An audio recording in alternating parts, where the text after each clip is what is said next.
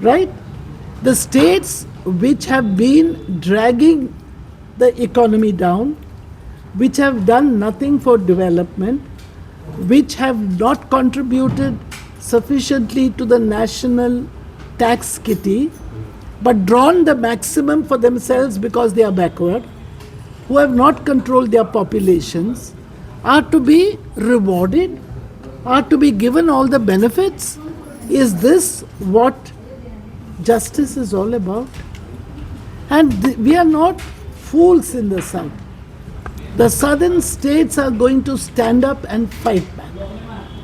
We are very clear, and I am grateful to the Prime Minister because he has done what the entire UPL leadership could not do all this time. He has united the opposition and brought them in no uncertain terms to fight the battle together. Union Minister Shobha Karandlaje today said that when South leaders talk about the Southern India and Northern India, in a way it's a conspiracy to divide India.